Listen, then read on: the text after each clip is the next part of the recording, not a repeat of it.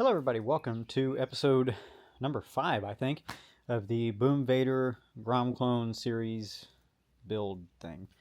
On this episode, I actually have some good news already. I kind of tinkered a little bit with this off camera, but basically what I decided to do was to de-pin the old connector and just plug shit up and see what works. So I've matched up a couple wires, the black, green, and yellow wires, and now key is off, nothing's happening. Key is on, the display comes on.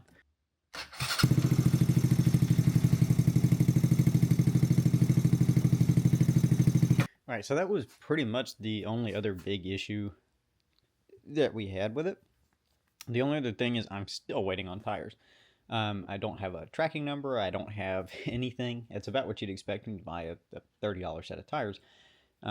But that's really the last thing, and I don't know if that's really worth putting in a video anyway, but I do want to ride this thing a little bit more on video. I think I have decided that I am going to sell it just because it just makes a lot more sense for me. I already daily 2 bikes, and then as of making this video, I actually have the DT250 that is also is actually insured and registered in my name and all that.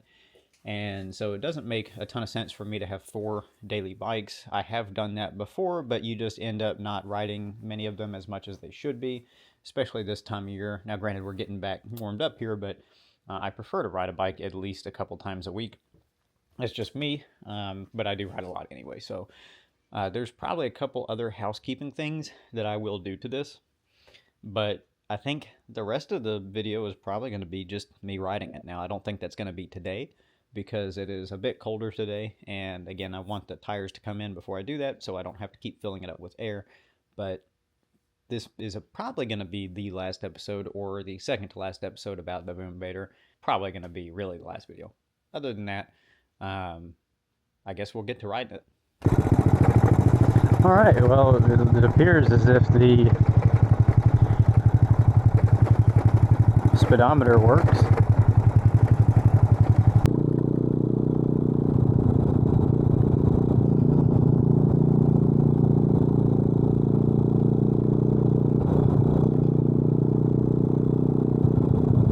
Hey, real quick, this is Editing Michael here, and I just wanted to interject and say a few things here. First and foremost, this footage and audio are not synced, so don't think too much into that. But also, I did want to say, if you do enjoy this sort of thing, I would really appreciate a like, comment, and subscription. But more importantly, I wanted to say that since this is the final episode, it ended up actually being a lot shorter than I wanted it to be.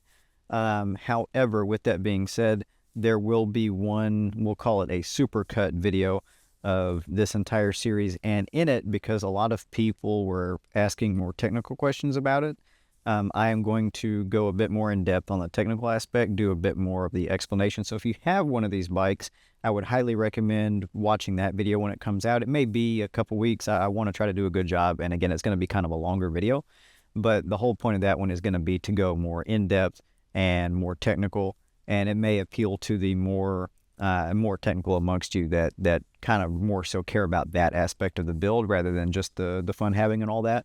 But it'll be a good mix. Think of it like a director's cut sort of thing, and I do intend to do that with every series that I do, on all bikes that I do. So just kind of bear that in mind. But with that said, back to the video. So I think we fixed it.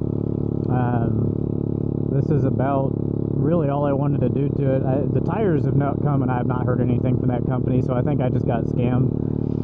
But I will see if there's any developments on that. If there is, I'll put something here to let you all know. But other than that, that's really all I wanted to do with it. And now that I have the DT, like I don't need 4 bikes to daily ride, so I'll probably end up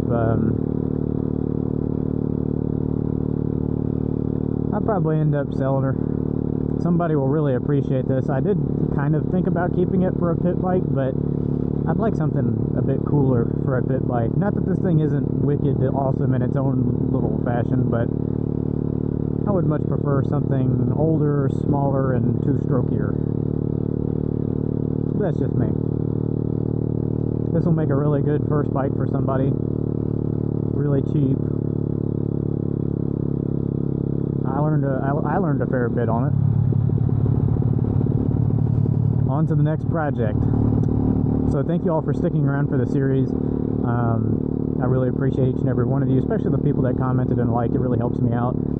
So thank you very much for watching. Please, if you do like this sort of stuff, check out my channel, especially if you like vintage stuff, because I got some other projects ongoing at the moment that are, in my opinion, a bit more interesting than a GROM clone, but to each their own. I really have enjoyed this thing, so thank you all for watching, and you have a great day, rubber side down.